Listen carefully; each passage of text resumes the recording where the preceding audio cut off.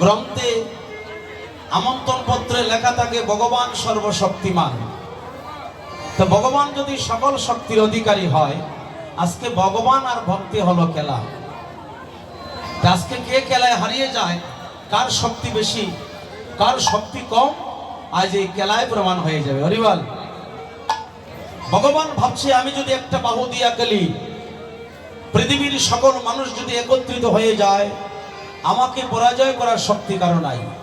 না ভগবানের সাথে কেউ পারবো? কিন্তু ভগবান আজ কেন খেলায় পরাজয় হবেন? আমি চাইতে আমার ভক্ত বড়। ভগবান বলছে আমি যদি আমার ভক্তদেরকে পরাজয় করে দেই, ওদের মনটা দুর্বল হয়ে পড়বে, ওরা কোনোদিন এই খেলায় আসবে না, আমি আবার পুনরায় ভক্তের সঙ্গ ছাড়া হয়ে যাব। হ্যাঁ, আমি তো ভক্তের কাঙ্গাল। তাই ভগবান বলছে না, আমার ভক্তকে আমি কষ্ট দিতে পারবো না, আমি নিজে কষ্ট পাবো, আমার ভক্তকে জয়ী করে দেব। হারুয়া কানাই হারিয়া গেল,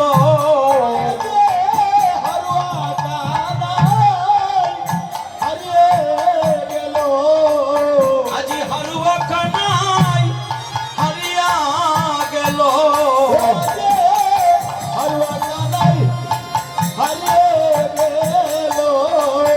সবাই প্রেমানন্দে হরি বলো। হারুয়া কানাই আজি হারিয়া গেল, সবাই প্রেমানন্দে হরি হরি বলো। হারুয়া কানাই হারিয়ে গেল, ও তুই মেরে আমায় আমায় কান্দে তুলিয়া, ও তুই মেরে আমায় কান্দে তুলিয়া, আমার বিলম্ব আর প্রাণে সয় না, ও তুই মেরে আমায় আমায় কান্দে তুলিয়া, ওই আমার বিলম্ব প্রাণে সয় না, ও তুই মেরে আমায় কান্দে তুলিয়া, আজি বলাইল লইয়া কান্দে শ্রীরাম চলিতে চলিতে না পারে গো, পারে গো।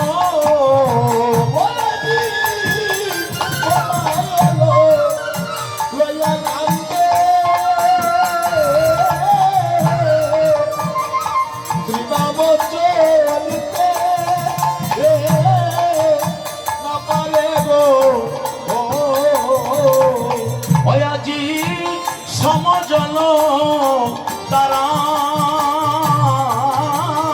বহে ও অঙ্গে গো,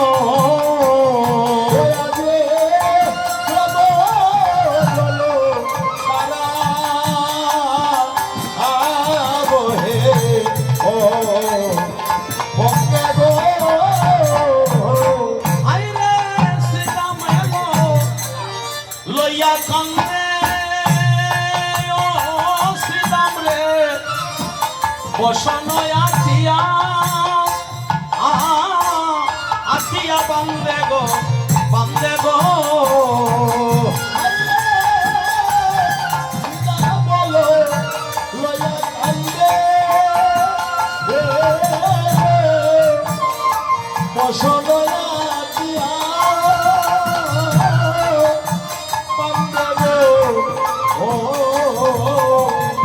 আজি চলিতে পারে না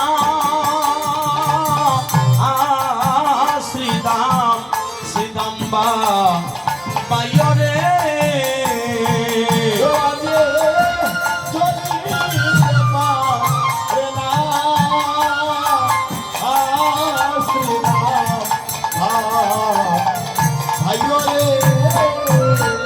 আসতে সারাটা বন ঘুরে আগে দেখেন ভগবান যখন খেলায় পরাজয় হয়ে গেলেন, শ্রীরাম বলছে তোমার বদল আমি তো তোমার পক্ষে থাকি।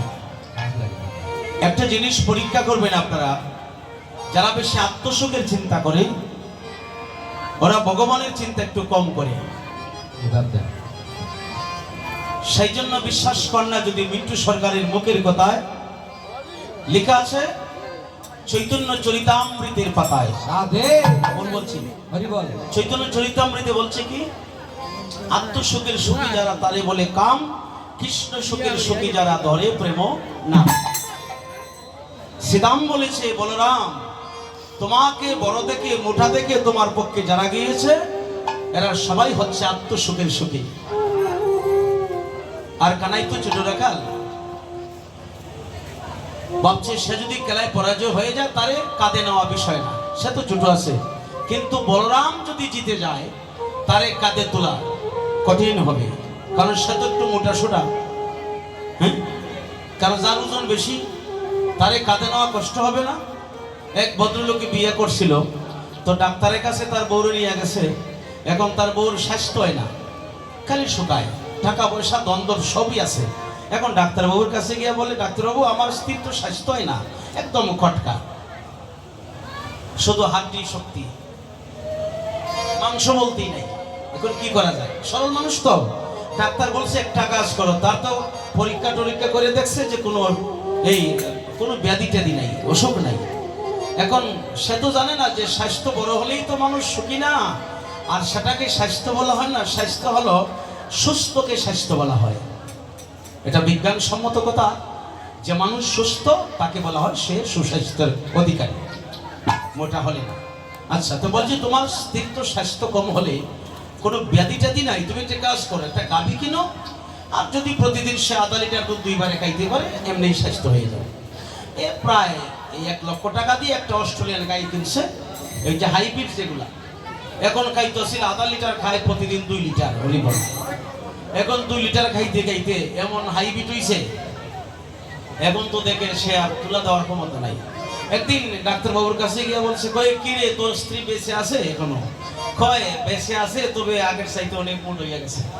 কয় কি করছস? কয় দুধ কইছিলেন আপনি আধা কেজি খাই, তো এখন প্রতিদিন 2 লিটার হয় না হরিবল। কয় তুই ওজন টুজন মাপাইছস? কয় না। কয় তুই মাইপা দিস। এখন দেখছে না করিমুল্লার সামনে যে বড় পাথরে ওজন মাপে, এভাবে নিয়ে গেছে ওজন মাপাইতে গেছে। এখন স্বামী স্ত্রী 2 জন গেছে। এখন তার স্ত্রী বলতেছে, আপনি আগে পাল্লায় ওঠেন, দিকে আপনার ওজনটা কত? স্বামী পাল্লায় পাড়া দিছে, দেখে মাত্র 36 কেজি ওজন। স্বামীর ওজন মাত্র 36 কেজি। কই তোমার ওজন তো একদম কম। কয় তো তোমার জন্য আমি আইছি, তোমার ওজনটা বুঝা লাগি, তুমি দাঁড়াও। এখন বউ যখন পাল্লায় দাঁড়াইছে দেখে 195 কেজি হয়।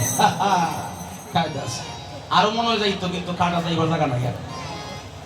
এখন স্বামীর ওজন হইল 36 কেজি, আর তার স্ত্রীর ওজন হইল 195 কেজি। এটা স্বাস্থ্য হইল? হ্যাঁ, এটা কই আবার লাভ ম্যানেজ। আমি কই তা লুস্কানের গেরে জরিব, এটা সারা জীবন হই লুস্কান হইব। এই যে বলরাম, যে মনে করেন যারা ছোট রাখাল সঙ্গে ছিল ওরা সবারই ওজন করো, ছোট ছোট তো। বলরাম দাদা, ঠাকুর দাদা একটু বড় সড়ো, বয়সে বড়, একটু মাফে বড়, ওজনে বড়। এখন বলতেছে ঠাকুর দাদা বলরাম যদি হেরে যায় তাহলে আমাদের কাঁধে নেওয়া বিষয় না, কিন্তু বলরাম তো সবার স্বাস্থ্য মোটা, বলরাম যদি জয়ী হয়ে যায় তাহলে তারে আমরা কেউ কাঁধে নিতে পারবো না, তার ওজন বেশি। হরিবল। এই কথা ভাবিয়া সকল বলরামের পক্ষে চলে গেল। কিন্তু এর মধ্যে তো সঠিক সাত্বিক ভক্ত আছে না? শ্রীরাম বলছে, তোরা সবাই যদি বলার সঙ্গে চলে যাস, আমি কিন্তু কানার সঙ্গেই খেলবো। তাতে যদি কানাইকে বাজাইতে আমার প্রাণ চলে যায়, আমি কানার সঙ্গ ছাড়া হব না। কারণ সে জানে কৃষ্ণ প্রেম কেমন। ভগবানের পক্ষে যারা থাকে তার কোনো অভাব থাকে না। আমা না তাকে গো, ভগবানের পক্ষে যারা থাকে তার কোনো অভাব থাকে, আর ভগবানের বিপক্ষে যারা যায় তার সবকিছু থাকা সত্ত্বেও তার অভাব শেষ হয় না, তৃষ্ণা মিটে না। দেখবেন বাড়িতে 5 তলা বিল্ডিং আছে, ব্যাংকে কোটি কোটি টাকা আছে, বাড়িতে তালা বাড়তেছে, ব্যাংকে টাকা বাড়তেছে, ছেলে মেয়ের বড় বড় চাকরি হইতেছে, তালাও বাড়তেছে, কিন্তু দেখা যায় ধীরে ধীরে জ্বালাও বাড়তেছে। হরিবল। হ্যাঁ, যতবারে তালা ততবারে জ্বালা। সুখ নাই কেন? কৃষ্ণ কৃষ্ণ বিমুখ যার হইল রে, সুখ নাই রে সংসারে। হয় না, গানটা সুর ছাড়াই গাই, তোমরা একটু জিরাও, অনেক কষ্ট করছে। অজার কপালে নাই সুখ, দেখবেন টাকা পয়সা সব আছে কিন্তু সুখ নাই। ডাক্তার করে দেয় মানা সাবধান, তোমার স্বামীর সকালে একটা রুটি দিবাই, দুপুরে 1 চামচ ভাত দিবাই, 2 চামচ না, সন্ধ্যার পরে অর্ধেকটা রুটি দিবাই। কিন্তু বড় বড় চাকরি করে, টাকায় ব্যাংকে ধরে না, কিন্তু মুখের আহার করে নিয়েছে। কেন হইল? ষষ্ঠায় তোমায় করে সৃষ্টি, তোমার হাতে দিল লিষ্টি, মিলাইয়া দেখো কুষ্টি কুঞ্জ নাই কি করে। না তোমার হাতে তো সব দিয়েছি, জ্ঞান বিবেক বুদ্ধি সব দিলাম, কিন্তু তুই সব পেয়ে শোকের আদি সাহায্যে আমারে তুই ভুলে গিয়েছিস। হ্যাঁ, এই জন্য এই যে তোমরা দেখো সবাই তো প্রসাদ খাওয়ানো চলে গিয়েছে, তোমরা ভাবতেছো আমরা একটু পরে খাইবো, এটি তো মনে পরে গেলে তো প্রসাদ পাইমো, কিন্তু এই কথাগুলা কোনো পাইমো যেগুলো যাইতেছে। আচ্ছা, জন্মের পরে যে দিনগুলা গেল এই দিন আর পাবো? জন্মের পরে কোনো মানুষের দিন বাড়ে? জন্মের পরে কারো দিন বাড়ে না। যেদিন মাতৃগর্ভে তুমি সৃষ্টি হয়েছ, এরপর থেকে যতটা দিন চলে যাবে 10 মাস পরে প্রকাশ হইবে।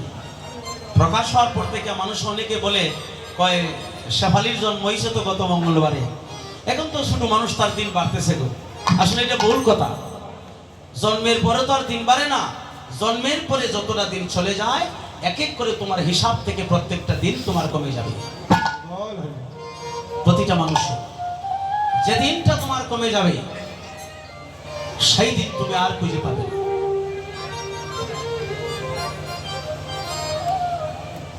কি বলেছিলাম? তোমার আমি সব জ্ঞান বুদ্ধি দিয়ে পাঠাইলাম, সব দিয়েছি, কিন্তু তুমি কেন জানো না, বুঝো না। ষষ্ঠায় তোমায় করে সৃষ্টি, তোমার হাতে দিল লিষ্টি, মিলাইয়া দেখো কুষ্টি কুঞ্জ নাই কি করে। তুমি মিলাইয়া দেখো, মনে করে যে ভগবান তো আমার করে এসে দেখে না, যা করবার করিয়া লাই হরিবল, আর পরে যা হইব সব মিল থাকবে হরিবল। এই জীবনে যা করেছো সবই আছে তোমার কাছে জমা, আমায় আপন করে টেনে নেও হে, জীবনের সকল করে ক্ষমা। প্রভু সব তোমার কাছে জমা আছে।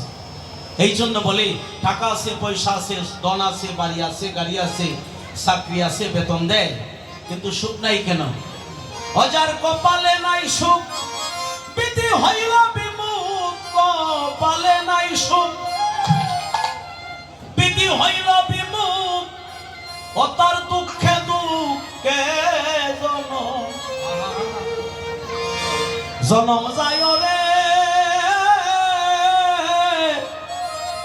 সুখ নাই রে সংসারে, ও কৃষ্ণ বিমুখ যার। গানগুলা গাইতে পারছি কষ্ট করে।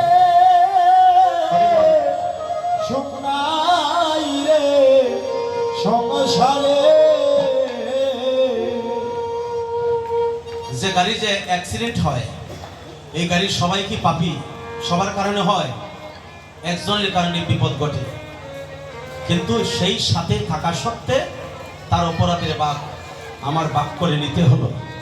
তাই সদস্য যদি ফ্যামিলিতে 20 জন হয়, যে কোনো একটা মানুষের অপরাধের কারণে সকলের সেই অপরাধের ভাগ বেটে নিতে হয়।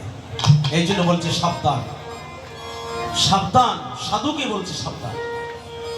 খেতে না হয় শস্য, বৃক্ষে না ধরে ফল, দুগ্ধবতী গাবি দুগ্ধহীন সকল, অতার কপালে নাই সুখ, বিধি হইল বিমুখ, কপালে নাই সুখ, বিধি হইল বিমুখ, যেমন তার লোহার গড়ে গুনে গুনে ধরে রে, সুখ নাই রে সংসারে, ও কৃষ্ণ বিমুখ যার হইল রে, সুখ নাই রে সংসারে, সমতল জমি, যার কৃষ্ণ বিমুখ তার খেতে হয় 5 মণ, যার ভগবান পক্ষে আছে তার খেতে হয় 20 মণ। বাড়িতে ভালো বৃক্ষ আছে, আম জাম কাঁঠাল, কিন্তু কৃষ্ণ বিমুখ বৃক্ষতে ফল ধরে না। গল ভরা গরু আছে, ছেলে মেয়েরা দুধ খাইবে, গাভী কিনছে, গাভী বাচ্চা দিয়েছে, বৃক্ষতে ফল ধরে না, জমিতে ফসল হয় না, গাভী বাচ্চাতে গাভীর বান দিয়ে দুধ আসে না। কেন হয়? কৃষ্ণ ও বাবা তোমরা বল, বিমুখ যার হইল রে সুখ নাই রে সংসারে, জলে বাদলে বাসা, জলে লাগে আগুন, পুরে দালান কোটা, মুখে কালি সুন, সরোবর শূন্য, শুকিয়া যায় জল, তার জল বিনে মৎস্য মরে রে। ও মানুষ রে সুখ নাই রে সংসারে, বণিজ্যির আসে যাইয়া পরমাসে। মনে করেন বাংলাদেশ থেকে বাড়ি বিটা বিক্রি করে 5 বিঘা জমি বিক্রি করে সে লন্ডন গিয়েছে। এই দেশে শান্তি নাই, ব্যবসা বাণিজ্য অনুষ্ঠান। লন্ডন যাওয়ার পরে কাঠি স্বর্ণের দোকান খুলেছে, সঠিক স্বর্ণ যাচাই করে দোকান দিয়েছে। আমি এখন একটা লাভের পর্তা আসবে, বণিজ্যির আসে, অর্থাৎ যাইয়া পরদেশে লন্ডনের দেশে বড় একটা দোকান খুলেছে, স্বর্ণ কাঠি স্বর্ণ কিনে তার দোকানও প্রস্তুত করেছে, যাচাই করে কিনেছে। যখন বিক্রি করার সময় আসলো, বণিজ্যির আসে যাইয়া পরদেশে, শেষে কি হয় দেখুন, কাটি সোনা রূপা কিনে মেজে বসে, অর্থাৎ দেখে এটা সঠিক না ঠিক।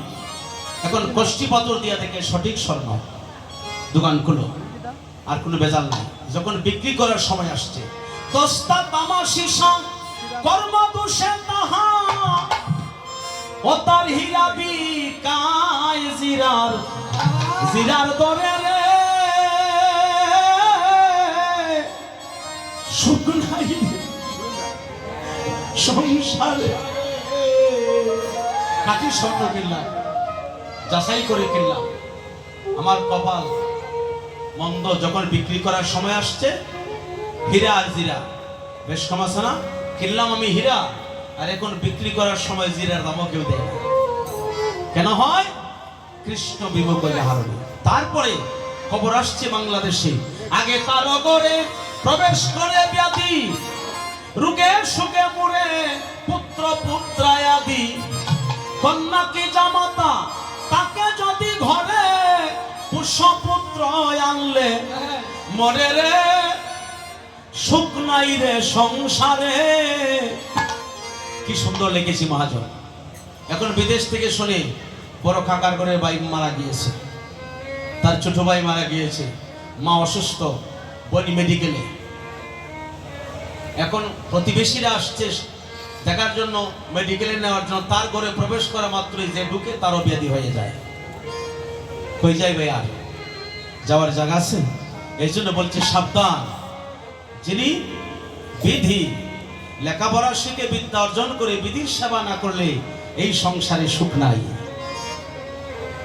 এই জন্যই মানুষে বারে বারে বারে বারে সংকেত দেওয়া হয় যে হে কলির জীব, শুধু দম থাকলেই ধনী হওয়া যায় না, যদি কৃষ্ণ দম না থাকে। হ্যাঁ, একটা সুর আছে না এটা?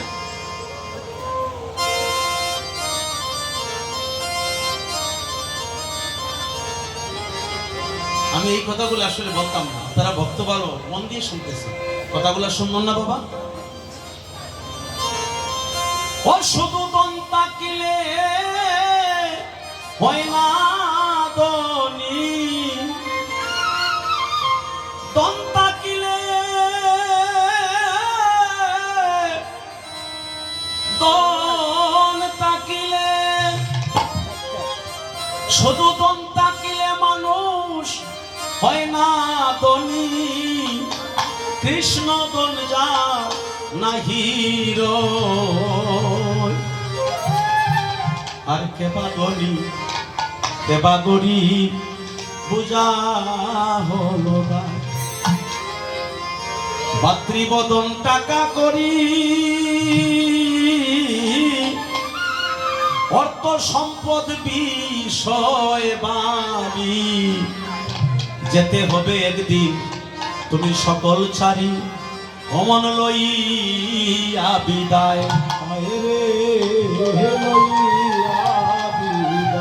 ও সে যে হরি নামে বেশে বেশে হরি নামে বেশে বেশে হরি নামে হরি নামে হরি নামে বেশে বেশে মহানন্দে দেউকে লাই কেবা ধনী কেবা গরিব বুঝা হলো দায়। আর না, আমি রাতে তো আবার অবসর মনে করতে হবে। এগুলা বলতে বলতে শেষ হয় না, আমার জীবন চলে যাবে। আমার মনে হয় এগুলো শেষ করতে পারবো না। হ্যাঁ, কত নিগুড় তত্ত্ব। আমরা কিছু হলেই তো মনে করি যে আমার চাইতে সুখী কে? হ্যাঁ, কিছু নাই। এবার শ্রীরাম বলছে সেই কথাটা, তারা সবাই চৈতন্য চরিতামৃতে বলেছে, তোমরা যারা বলার পক্ষে গিয়েছো তোমরা আত্মসুখের সুখী, আর যারা কৃষ্ণের সঙ্গে আছে তারা প্রমাণ করলো তারা কৃষ্ণ সুখের সুখী। হরিবল। এই যে আপনারা বসে আছে, অনেক মানুষ তো ভাবতেছে প্রসাদ খাইয়ে তাড়াতাড়ি বাড়িতে যাই। এখন তো আবহাওয়া ভালো, এমন তো না যে সন্ধ্যার পরে বৃষ্টি আইব বা অন্ধকার হইলে আর যাইতে পারতাম না। কোনো মানুষ আছে না, এই আসর ভরা ছিল না, কেউ কেউ বা বইয়ে কইতেছে একটু সুবলি মিলন যদি গাইলি তুমি একটু সরকারে তো একটু প্রসাদ পাইয়ে বাড়ি যেতাম হরিবল, সন্ধ্যা যাই গেছে, এরকম আছে না? ঠান্ডা পড়ে যাইবি হরিবল। এখন গরম লাগতেছে না, ঠান্ডা আছে কিন্তু তার মনে যে ঠান্ডা, এটা তো বাড়িতে না গেলে গরম হইতো না। এটা এগুলো জানা যাওয়া পর্যন্ত গরম হইতো। এই হলো যাত্রীর মনের আবেগ, আকুলতা। কিন্তু আপনারা তো একসাথেই বসছে, এই জন্য কৃষ্ণ ভক্তের লক্ষণ তখনই বোঝা যায় যখন কীর্তন শুনতে যায়, মনকে নিমজ্জিত করে যারা বসে থাকে চাতক পাখির মতো সেই রস আস্বাদন করার জন্য, প্রমাণ করে তারাই হলো কৃষ্ণ ভক্ত। হরিবল। লোক দেখেই কোনো লাভ আছে? হ্যাঁ, তোমার ঠাকুর সেবা দেও, ঠাকুর সেবা দেও না? লেখাপড়া করছো তো? আচ্ছা, তোমরা একটা সত্য কথা বলো, ঠাকুর সেবা যারা দেয়, ঠাকুর ঘরের থালিটা কত বড় প্রতিদিন যারা সেবা দেয়? কোম্পানির দিক গিয়া এই কত বড় যত তালি, এগুলা কার লাগে তৈরি করছে? কিন্তু কোনো মানুষের ভাত খাইব? এই এত বড় বড় যে স্টিলের তাল, এই যে কাঁসের তালি এত বড় বড়, এগুলা কার লাগিয়া? হ্যাঁ, ওই তো আমার ছোট ঠাকুর ঘরে লেগে। হরিবল হরিবল। এত বড় তালিটা ঠাকুর ঘরে লাগিয়া, আর কুকুরে খাইতে যাচ্ছে এত বড় তালি। এগুলো বলছি না প্রভু, ঠাকুরের তালি এত বড় আর কুকুরের তালাটা এত বড়, আর জামাইলে তো আরো বড়। এত বড় তালার মাঝে কয়টা নকুল দানা ধরবো? 2-3টা ধরবো। 3টা নকুল দানা যখন গৌরা নিতাই 64 মহান তাও তোমার 14 বর্ষী বাপরে লইয়া হরিবল, একলাইও না খাইতে পারতাই না, আর নকুল দানা মাত্র 3টা হরিবল। এই সিরিংবাজি করার কোন দরকার আছে? 3 নকুল দানা দিয়া কয় গৌরী নিতাই 64 মহান আসো, অষ্টকবিরাজ আসো, একাইশো না, আর নকুল দানা মাত্র 3টা হরিবল। আর গ্লাসের অবস্থা তার হইতাম আরো মারাত্মক। 10টা গ্লাসের জল দিলে মনে হয় আমরা জানা দিয়ে খাইয়ে গেলে করতো। এগুলা সব ভগবানের লেগে। আমি কি মিশা কথা হইতেছি?